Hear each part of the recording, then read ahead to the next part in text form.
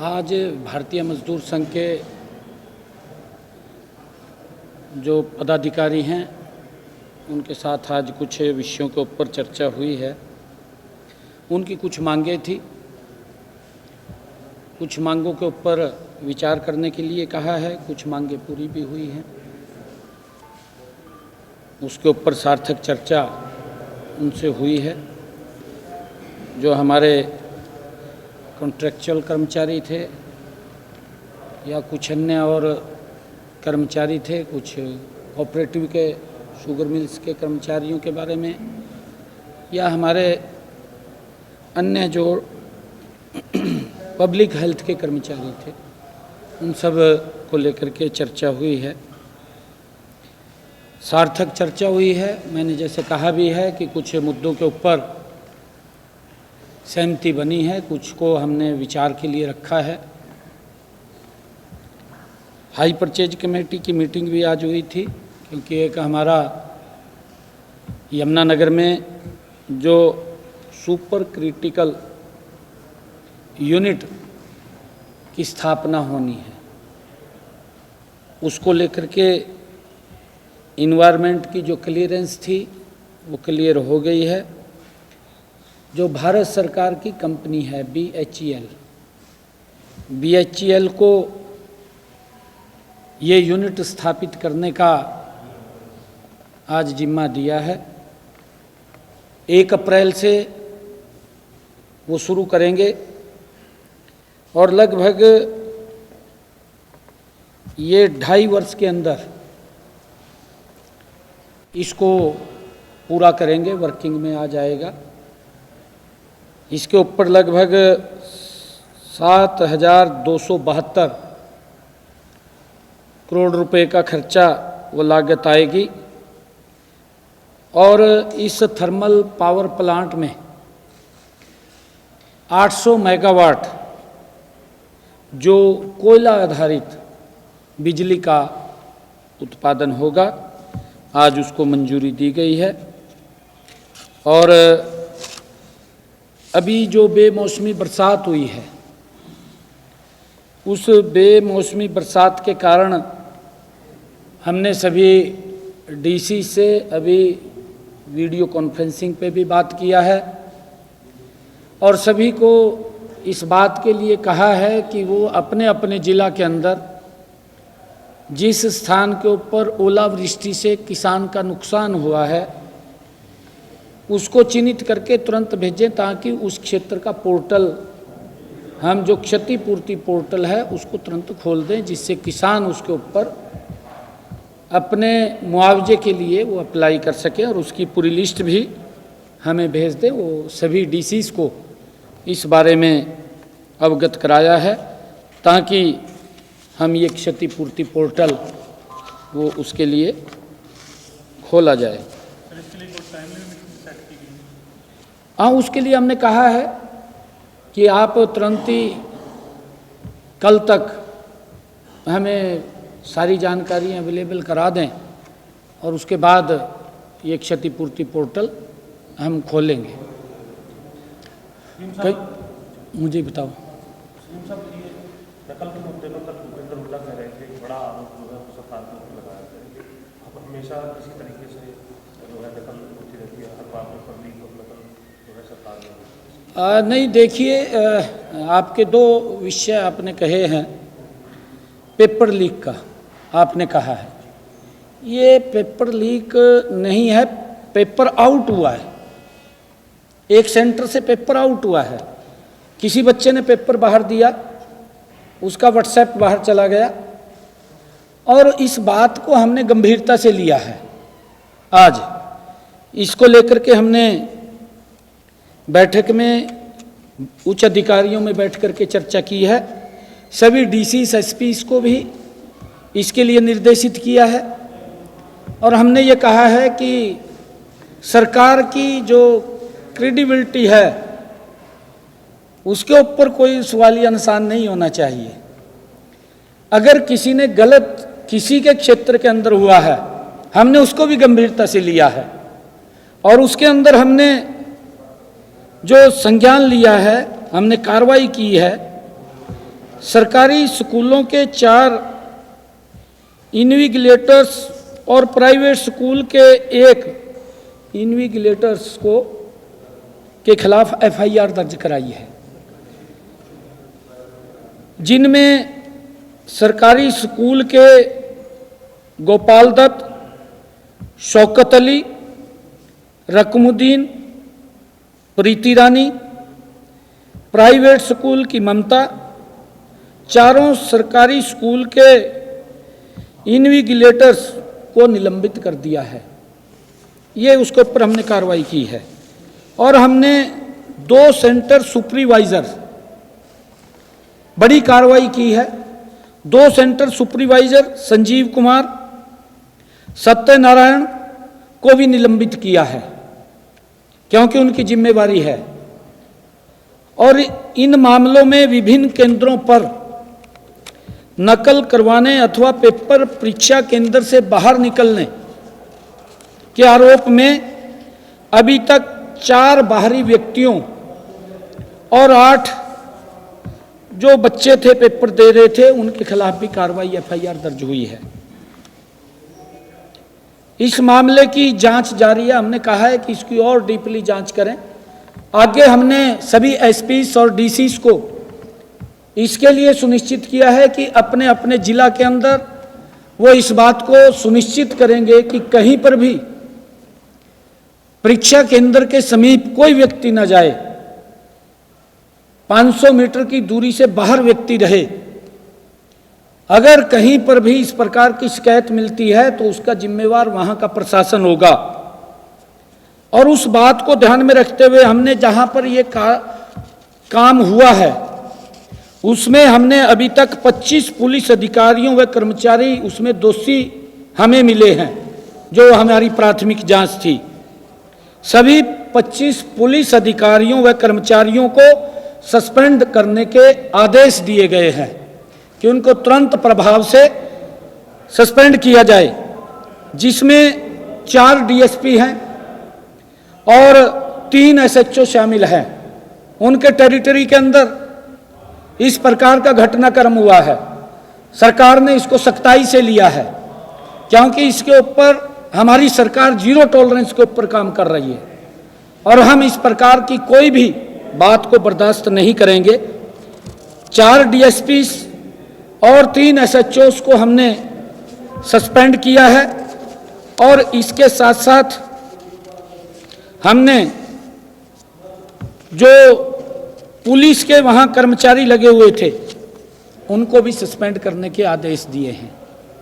और इसके साथ साथ हमने जो मैंने बताया है कि वहां पर जो परीक्षक जो लगे हुए थे, सेंटर सुपरवाइजर या वहां पर जो इन्विजिलेटर्स जो लगे हुए थे, उनके ऊपर भी सख्त कार्रवाई हमने की है। और हमने ये भी आदेश दिए हैं कि कहीं पर भी पूरे प्रदेश के अंदर अगर कोई इस प्रकार का घटनाक्रम वो हमारे ध्यान में आएगा तो उससे संबंधित जो भी अधिकारी होंगे वो उसके जिम्मेवार होंगे। हमने सख्ताई से इसको लिया है। सोमवार से सारी व्यवस्थाएं चुस्त दुरुस्त हो जाएंगी, क्योंकि हम इसके उससे कोई समझौता नहीं करते। हमने सख्त कार्रवाई की है। बैठक के बाद माने सब के डेट आ जाएगी सीईटी को लेकर के जो हिसाब सीईटी को लेकर पिछले दिनों भी आपने बैठक की, टेंटेटिव मतलब कब तक सीईटी का लाखों युवा वेट कर रहे हैं सर? तो देखिए, हमने एनटीए से बात किया है, क्योंकि केंद्र सरकार की एजेंसी है, केंद्र की एजेंसी है एनटीए, उससे बात किया है। आज उसको लेकर के हम चर्चा करने वाले हैं और हम चाहते हैं कि शीघ्र ही सीईटी का एग्ज़ाम हो और उसके लिए हम लगातार अब, क्योंकि हम ये चुनाव स्थानीय निकाय का चल रहा था, अब इसको गति देते हुए जल्दी ही ये सीईटी का चुनाव एग्ज़ाम हम कराएंगे। जो बच्चों की मांग थी, युवाओं की मांग थी, उसको हम जल्दी पूरा करेंगे। उसके लिए आज हमने बैठक बुलाई है। बड़ी चुनाव में सर इससे पहले वोट प्रतिशत काफ़ी कम था, कल वोटिंग होनी है सर, कुछ जनता से देखिए, मैं लोगों से ये कहना चाहूँगा कि इस तीसरी सरकार के लिए, क्योंकि ये लोगों के साथ डायरेक्ट जुड़ी हुई सरकार है, उनके जो काम होते हैं, छोटे काम है, कोई गली का है, नाली का है, पानी का है, बिजली का है, सफाई का है, सफाई के साथ साथ अन्य और कोई प्लाट से संबंधित काम है, कॉलोनी से संबंधित काम है, ऐसे छोटे छोटे काम इस सरकार के माध्यम से लोगों के होते हैं। मैं अपील करना चाहूँगा सभी से कि आप इस चुनाव के अंदर बढ़ चढ़ करके भाग लें। और मैं जिस प्रकार से पिछले दिनों लगातार हरियाणा प्रदेश के अंदर घूम रहा था, लोगों में एक बड़ा उत्साह, एक जोश देखने को मिल रहा है और लोगों ने मन बनाया है कि ये ट्रिपल इंजन की सरकार हरियाणा के अंदर 12 तारीख को बनेगी और हम मिलकर के गति से इस तीसरी सरकार के साथ विकास कार्यों को गति से आगे बढ़ाने का काम करेंगे। ये हमारी सरकार का कमिटमेंट है। मैं सभी हरियाणा वासियों से ये अपील करना चाहूँगा कि आप वोट जरूर पोल करने जाएं, अवश्य वोट पोल करने जाएं, क्योंकि ये आप लोगों से जुड़ी हुई सरकार का मामला है। आप भी करेंगे सर कल? करेंगे हम भी। 12 तारीख को सर ये रिजल्ट आएगा, 13 को आप बजट पेश करने वाले मेरा गांव में है वैसे वोट। 13 तारीख को बजट पेश आप करेंगे, तो बजट किस तरीके का होगा सर? हरियाणा के लोगों की जो उम्मीदें हैं, आपका पहला अभी क्योंकि हमारा बीएससी की मीटिंग के अंदर ये फाइनल होना है कि हम बजट किस दिन पेश करेंगे। अब बजट हमने, क्योंकि हरियाणा प्रदेश के अलग अलग वर्गों से और पहली बार हमने पोर्टल बना करके लोगों के सुझाव भी लिए हैं। हर हरियाणा के लोगों के महत्वपूर्ण सुझाव हमारे पास आए हैं। लगभग 9,5-10 हज़ार पोर्टल के ऊपर सुझाव आए हैं। हमने युवाओं के बीच में जाकर के उनके सुझाव लिए हैं, हमने स्टार्टअप के बीच में जाकर के सुझाव लिए हैं, हमने महिला उद्यमी से सुझाव लिए हैं, हमने जो महिला जनप्रतिनिधि है उनसे सुझाव लिए हैं, हमने जो सेल्फ हेल्प ग्रुप की हमारी बहनें हैं उनसे सुझाव लिए हैं, हमने जो नमो ड्रोन दीदी है उनसे सुझाव लिए हैं, हमने जो टेक्सटाइल इंडस्ट्री के लोग हैं उनसे सुझाव लिए हैं, हमने जो इंडस्ट्रीज के लोग हैं उनसे सुझाव लिए हैं, हमने सीए से सुझाव लिए हैं क्योंकि वो भी इसके अंदर जुड़े हुए हैं, हमने जो हमारे ऑर्गेनिक खेती करने वाले, प्राकृतिक खेती करने वाले हमारे एफपीओज और हमारे एग्रीकल्चरिस्ट, ऐसे जो प्रमुख लोग हैं, वह वैज्ञानिक हैं, उनसे भी हमने सुझाव आमंत्रित किए हैं। बहुत सारे वर्गों से हमने सुझाव लिए हैं।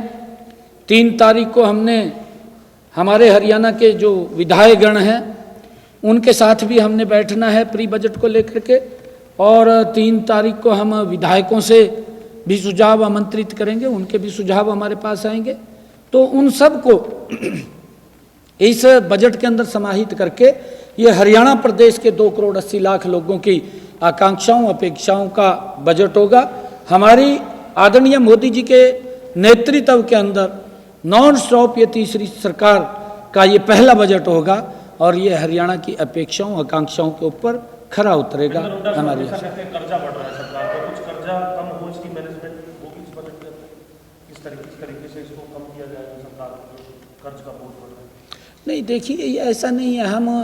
अगर हम अदर स्टेट्स को देखें, हम अपनी लिमिट से बाहर नहीं हैं बिल्कुल भी।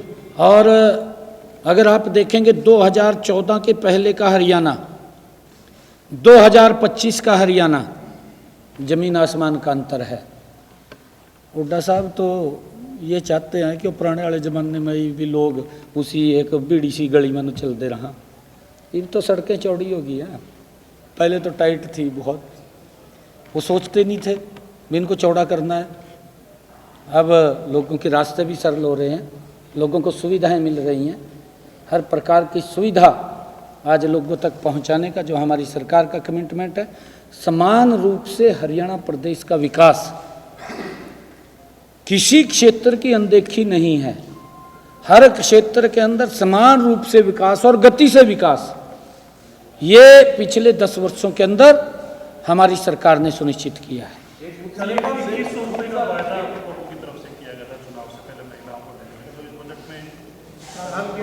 हाँ, देखिए इसकी हमने पूरी तैयारी कर ली है। अपने अधिकारियों को हमने कहा है क्योंकि हमारा ये बजट का पहला सत्र आ रहा है। इस बजट के अंदर हम उसका प्रावधान करेंगे और प्रावधान के बाद हम इसकी पूरी रचना योजना बना करके बहनों को 2100 रुपये देने का हमारी सरकार का कमिटमेंट है। क्योंकि हमारे जो वायदे हैं वो हमने 5 साल के लिए वायदे किए थे। क्योंकि विपक्ष तो ये बात बोलता है कि भाई इन्होंने तो वायदे किए थे, आज जो पूरे कर दें। उन्होंने तो अपने वायदे 10 साल में भी पूरे नहीं किए थे, वो खाली घोषणा पत्र बन करके रह गया था और तो था नहीं कुछ भी। उसके अंदर कोई ज़्यादा उन्होंने अपने कोई वायदा पूरा नहीं किया था। परंतु हमने जो पिछला हमारा 2014 का संकल्प पत्र था वो भी पूरा किया है, 2019 का संकल्प पत्र पूरा किया है और हमने अब ये 2024 का संकल्प पत्र के बारे में कहा है, इसको भी हम हूबहू 5 साल के अंदर लागू करेंगे। ये कमिटमेंट हमारा 5 साल के लिए है कि हमने अपने संकल्प पत्र को 5 साल में पूरा करना है। हमारी सरकार ने 100 दिन गौरवशाली पूरे किए हैं और 100 दिनों के अंदर बहुत महत्वपूर्ण संकल्प 18 ऐसे संकल्प हमने पूरे किए हैं। 10 संकल्पों की वो भी इसके अंदर जुड़ जाएंगे अभी जल्दी ही। उनकी आर्थिक और प्रशासनिक अनुमति आनी बाकी है, जल्दी ही वो आ जाएंगे। ये 28 वायदे हमने गति से पूरे किए हैं। इतने महत्वपूर्ण ये संकल्प हैं जिसका हरियाणा प्रदेश के लोगों को लाभ मिल रहा है। चाहे वो पट्टेदार किसान की बात है, चाहे पंचायती भूमि के ऊपर 20 वर्ष से कोई मकान बना करके बैठा है उसके सुधारीकरण की बात है, हरियाणा प्रदेश के किसानों की फसल 100% MSP पर खरीदने की बात है, चाहे हर मेडिकल कॉलेज, हर सरकारी हॉस्पिटल के अंदर डायलिसिस फ्री की बात है। लगातार हमारी सरकार ने चाहे 25,000 युवाओं को बिना पर्ची बिना खर्ची के रोजगार देने की बात है, हमारी सरकार ने गति से काम किया है और इसमें जो हमने संकल्प पत्र में वायदे किए थे वो भी गति से हम पूरे कर रहे हैं। यूनिवर्सिटीज को लेकर जो है कांग्रेस आरोप लगाती है, उनका कहना है कि 23 यूनिवर्सिटी सरकारी यूनिवर्सिटी हैं जिसमें एक सिर्फ राई यूनिवर्सिटी को सरकार ग्रांट दे रही है, बाकियों को जो है लोन के लिए पैसा दिया जा रहा है। तो इसमें क्या है स्थिति है सर इस टाइम यूनिवर्सिटी की, या क्या प्रक्रिया के रूप में जो है यूनिवर्सिटीज को पैसा देगा? नहीं, देखिए ये ऐसा विषय नहीं है। सॉफ्ट लोन के ऊपर अगर दे रहे हैं तो उसमें दिक्कत क्या है कांग्रेस को? कांग्रेस को तो कोई दिक्कत नहीं होनी चाहिए, काम चला रहे हैं उनका। अब ये सारी व्यवस्थाएं सरकार की होती हैं, वो उनको भी मालूम है क्या क्या व्यवस्थाएं होती हैं, परंतु वो बाहर हैं, बाहर करके वो आरोप लगाते हैं। पता उनको भी है सारा कुछ कि कैसे सिस्टम को चलना है, कैसे चलाना है, ये उनको भी मालूम है, परंतु वो विकास नहीं कर पाए, वो प्रदेश का विकास नहीं कर पाए। अगर उनके समय में विकास हुआ तो क्षेत्रवाद का हुआ है, उस क्षेत्र के भी लोग तंग हैं। जिस क्षेत्र का उन्होंने विकास किया है वहां पर भी उतना विकास नहीं कर पाए जो करना चाहिए था। आज अगर आप लोग देखेंगे कि बारीक से बारीक जगह पर भी गति से वो एरिया बदलता हुआ दिखाई दे रहा है, इतनी गति से काम हो रहा है। सीएम साहब, अब आम आदमी पार्टी जो है वो अरविंद केजरीवाल को राज्यसभा भेजने का प्रयास कर रही है, किस तरीके से देखते हैं आम आदमी पार्टी के और अरविंद केजरीवाल के इस फैसले को? भेज देना चाहिए जल्दी से। उसका ऑप्शन क्या है ये बता पहला मेरे पास। उसका ऑप्शन नहीं है कोई भी। और तो पंजाब लग रहा था जान, पंजाब वाला ने बढ़न नहीं दिया पंजाब से राज्यसभा जाने की तैयारी है। पंजाब से राज्यसभा जाने की तैयारी, पंजाब से MLA के निकल के चलते खाली भी वहाँ से राज्यसभा। देखिए, आम आदमी पार्टी का जो ईमानदारी का नकाब था वो पूरे देश के सामने भी उतर गया है और दिल्ली के लोगों ने खींच के उतार दिया। वो जो ये घोषणा करता था मैं कट्टर ईमानदार हूँ, मेरी पार्टी कट्टर ईमानदार है, क्योंकि मंच के ऊपर खड़ा होकर के बोलना एक, मैं बोलता था, मैं तो ये बोलता था कहना आसान है करना मुश्किल है। अब केजरीवाल को तो ये था अभी मेरा तो राजी हूँ, मैं तो जाता नहीं हूँ, परंतु जिस प्रकार से ईमानदारी की आड़ में कुछ और चेहरा था और किस प्रकार से वहाँ की दिल्ली के लोगों को प्रताड़ित किया, किस प्रकार से वहाँ सुविधाओं से वंचित किया, यही स्थिति पंजाब में है। आज मैं आपके बीच में कह रहा हूं 2027 का पंजाब का चुनाव, वहां पर आम आदमी पार्टी साफ हो जाएगी, क्योंकि सेम पोजीशन वहां की, जो लोगों को आयुष्मान का लाभ दिल्ली में नहीं मिल रहा था वही पंजाब में नहीं मिल रहा, उनको भी उसी के अंदर अड़जा रखा, सुविधा तो दे नहीं रहे, इधर उधर अड़जा रखा। हिमाचल प्रदेश सरकार ने मंदिरों में जो चढ़ावा चढ़ता है सर, वो मंदिरों से मांगा है ताकि उनकी 2 योजनाएं पूरी हो सके। सीएम सर लगातार जिले हालात खराब है सभी डीसी हिमाचल की कांग्रेस की सरकार ने सर ये फैसला किया। आप कैसे मंदिर के चढ़ावे पर भी वित्तीय स्थिति किसी राज्य की देखिए, इसके लिए विजन की आवश्यकता है, इसके लिए नीति की आवश्यकता है, इसके लिए नियत की आवश्यकता है कि हमने क्या काम करना है, क्या नहीं करना है। परंतु कांग्रेस के पास ना नीति है ना नियत है। जब नीति नियत नहीं है तो फिर कैसे काम होगा? फिर तो इधर उधर झांकना पड़ेगा। और दुर्भाग्यपूर्ण है, लोगों से प्रलोभन देकर के वोट ले लिया, उस बात को पूरा नहीं कर पाए। ये मुझे खुशी है बताते हुए, हमने संकल्प पत्र में भी कहा था, 2.5 वर्ष हो गए हैं हिमाचल की सरकार को। 2.5 वर्षों में उन्होंने कहा था कि हम बहनों को 500 रुपये का गैस का सिलेंडर देंगे, नहीं दे पाए। हमने अपने संकल्प को पूरा किया, 15 लाख बहनों को हम 500 रुपये का गैस का सिलेंडर पहुंचा रहे हैं। हमने अधिकारियों का भी, मैंने रिव्यू बैठक किया था, हमने उसको लागू कर दिया है। हमने रिव्यू बैठक करके कहा था कि जितनी भी बहनें छूट गई हैं उनके खाते को लिंक किया जाए, और लिंक करके हम उनको 500 रुपये का गैस का सिलेंडर मुहैया कराएंगे। हमारी सरकार का कमिटमेंट है, हम दे रहे हैं। परंतु कांग्रेस ने तो वोट ले लिया, वोट लेकर के झूठ बोल करके अब कभी बोलते हैं हमारे पास विकास के लिए पैसा नहीं है, कभी कुछ बोलते हैं, कभी कुछ बोलते हैं। भाई भ्रष्टाचार के लिए पैसा कहाँ से आता है? भ्रष्टाचार इतना हो जाता है कि उसके लिए भी पैसा आता है। परंतु इस बात को झूठ नहीं बोलना चाहिए, रेवड़ियाँ नहीं बांटनी चाहिए। जितनी चादर है उतने पैर पसारने चाहिए, तो चादर से ज़्यादा पैर पसार ले। ये केजरीवाल ने पसारे थे, फट गई चादर फट गई ना, ये कांग्रेस वाला की पटने वाली है। हिमाचल में जो 2-3 स्टेट रह गया उसकी पटने वाली है। तेलंगाना में भी पट जाएगी, कर्नाटक में भी फट जाएगी, जिधर इलेक्शन हो आगे, हिमाचल में भी साफ हो जाएगी। Thank you.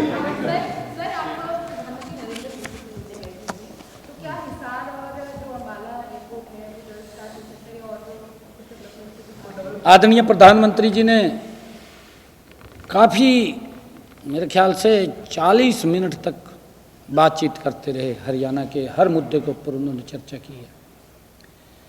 डेवलपमेंट के कामों पे भी चर्चा की है, कितने काम चल रहे हैं, किस गति से चल रहे हैं, हर विषय के ऊपर डीपली जानकारी आदरणीय प्रधानमंत्री जी ने ली है। और हमने बताया है, मैंने हरियाणा के अंदर हमारे स्थानीय निकाय के चुनाव 2 मार्च को हैं, उसके बारे में भी बताया है। प्रधानमंत्री जी ने कहा है, उनसे आशीर्वाद हमने लिया है कि हम यहाँ से सभी सीटें 12 मार्च को कमल के फूल के ऊपर खिलाएंगे, क्योंकि ट्रिपल इंजन की सरकार बनेगी। आज हरियाणा प्रदेश के लोगों ने भी मन बना लिया है, आज वो ट्रिपल इंजन की सरकार के साथ गति से विकास चाहते हैं। आदरणीय मोदी जी ने ये आशीर्वाद दिया है और उनका आशीर्वाद लेकर के हम ये ट्रिपल इंजन की सरकार बना रहे हैं और हरियाणा को एक विकास की तेज गति के ऊपर आगे ले जाने का काम हम ट्रिपल इंजन के साथ करेंगे। जो भी समस्याएं, जो भी दिक्कतें लोगों की हैं, उनका हम लगातार पीछे भी समाधान कर रहे हैं, आगे भी करेंगे।